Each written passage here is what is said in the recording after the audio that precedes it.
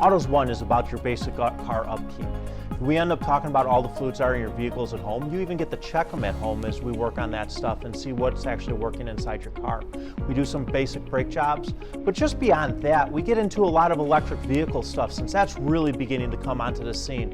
One of the things that we actually do is we build an electric go-kart from scratch. We end up assembling all of the parts, we put it together, we put a race team together, we let you drive these things around on campus. They do about 35 miles an hour. It's a wonderful time. We also get into a little bit of welding and other metalworking around the shop, and it's just a great time for everybody to have.